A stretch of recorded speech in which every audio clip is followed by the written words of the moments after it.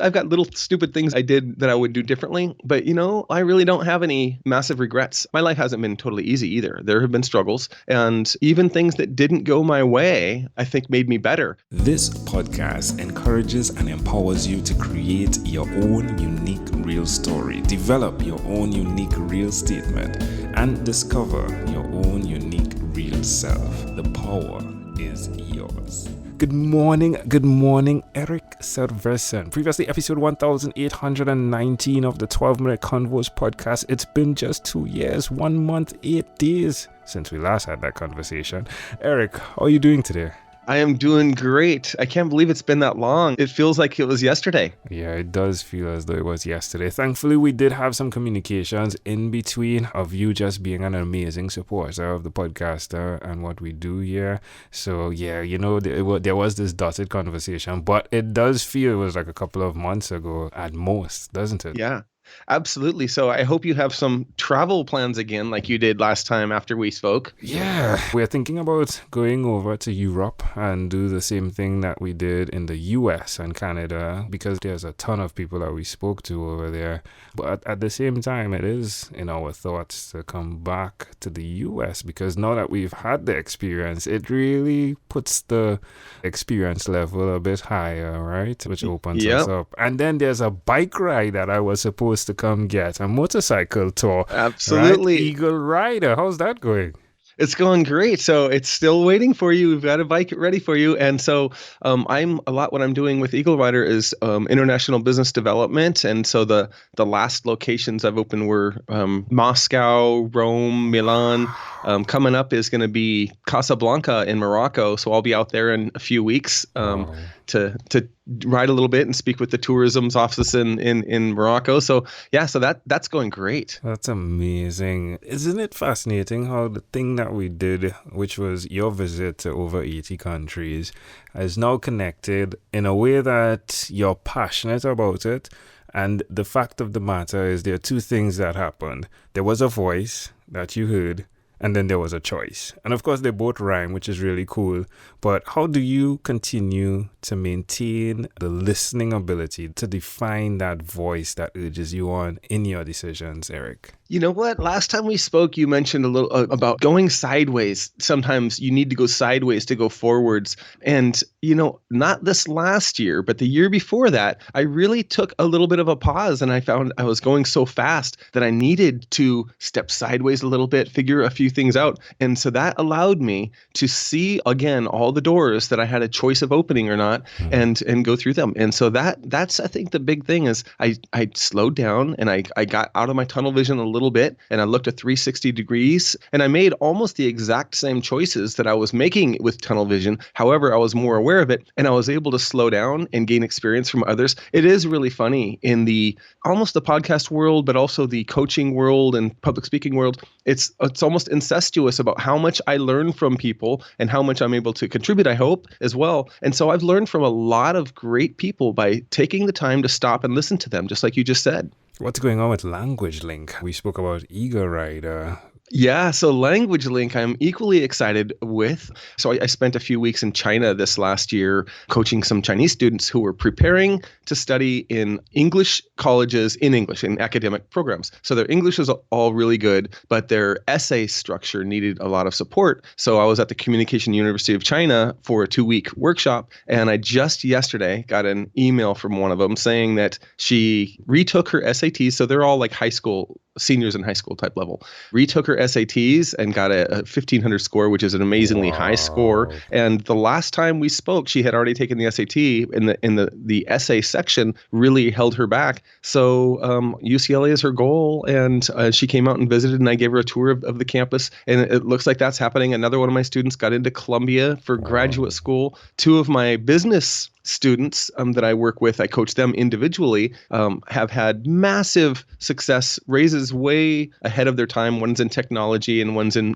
middle management, growing fast. So that has also just been great. And Angel, you've mentioned before about like the whole Zig Ziglar thing about helping others is the best way to move forward. Yes. And it really feels good to be able to help some of these people. Yeah, that's amazing. Now UCLA is close to your heart. Your exactly. mentor, Peter Hammond, is from there. What do you do? Do you do check-ins with him regularly? Do you know what? I'm actually really glad you asked that. Last time we spoke, you asked one of my influences, and Peter Hammond came to mind. He influenced not only me, but numerous other people. When I was an undergrad at UCLA, I was in this undergraduate honors anthropology class. And you know what, Angel? I thought I was faking it. I thought that they were smarter than me. I thought that they were better than me. And he was the first one to let me believe that, no, I belong to be with this group of people. And that was an amazing thing. And so about 2014, his daughter sent me an email saying he was sick, and I didn't connect with him.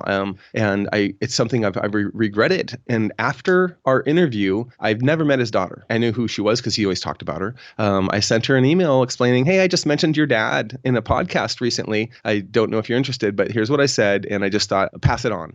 And she loved it. We ended up meeting. She's a professor at University of San Diego now, doing Brazilian literature. Wow. And so we connected, and I was able to really come to closure and share my thanks for his influence on me with his daughter.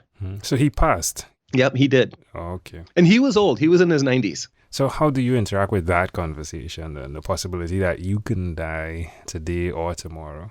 Yeah, that's something I actually face because, as you know, one of my hobbies is climbing mountains. And so I have a conversation with my wife that I'm not going into. I climbed Mount Elbrus this last year. It's 18,500 feet in Russia. It's on the Russia, Georgia border at highest point in Europe. And you know, it's not a death wish, and I'm not taking unnecessary risks. But you know, things do happen on the mountain. So I have to have that conversation with my wife, particularly, and my kids as well. They're 13 and 15 now. That, you know what? If, God forbid, something did happen and I died, I didn't go into this naively. I'm making calculated risks, and I definitely want to do this. And here's why I can do it, because I'm very comfortable with death. You're absolutely amazing, my friend. I'm not sure if anyone has told you, but the things that you are doing, it feels as though it's left and right, and you are center. Because on one side, you're climbing mountains, on another side, you're steering businesses all over all types of cultures. When you look back from now to then, do you have any regrets on the decisions you've made? You know what? I've got very, very few regrets. There are a few little things that don't really matter. Like when I was 15 or so, I had Ramones tickets in my pocket when I was skateboarding out in Seattle with my buddies, and we were too cool to go into the concert. And then all of a sudden, okay, I never saw the Ramones. Joey Ramone dies. So I've got little stupid things I did that I would do differently. But you know, Angel, I really don't have any massive regrets. My life hasn't been totally easy either. There have been struggles, and even things that didn't go my way, I think made me better. On that note, when we tried to climb Mount Elbrus, and I actually went with Chris McIntyre. I mentioned him in the podcast last time. He's the founder of Eagle Rider. So we had business meetings in Moscow, and I said, you know what, we can't pass up this opportunity. We have to fly down to near Georgia, the southern part of Russia, and try and summit Mount Elbrus. We have to go with a guide. It's because it's a big deal. Right. So we went to the mountain. We were there for 3 or 4 days, and there was a storm coming in. We tried to summit a day earlier than normal. We were fighting through negative 30 mile an hour temperatures and winds and snow.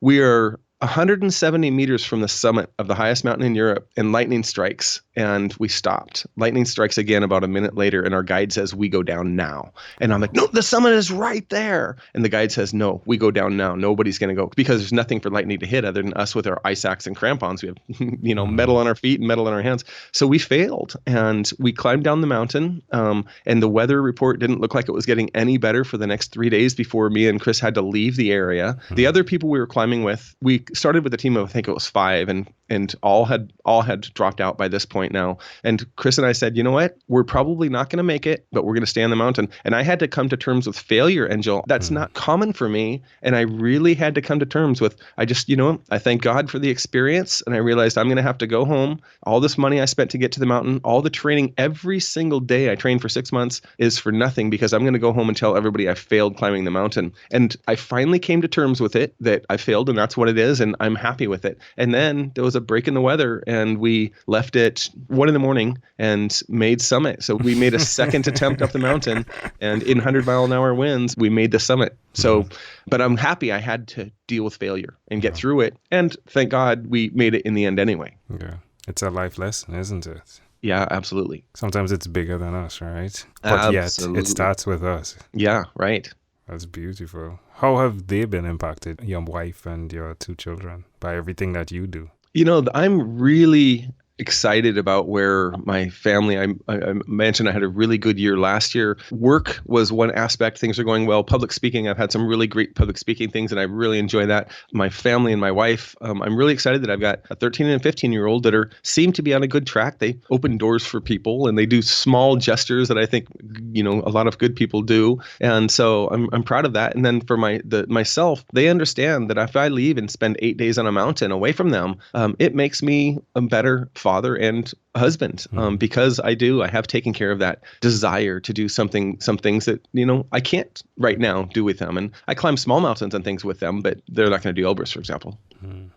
My ego tells me to say the reason you are so strong is because Nigel James was your roommate. Nigel James, wages, Nigel. Yeah, exactly. So I've tried to find him, and I haven't found him. He probably lives in your neighborhood, I should find him. Now. I'll go check. Yeah, so he was studying accounting at the University of Virginia for graduate school when I was there in the 90s, but that was so good. And it is funny because every time I'm speaking with you, I just have that warm voice from Trinidad Tobago. It's great.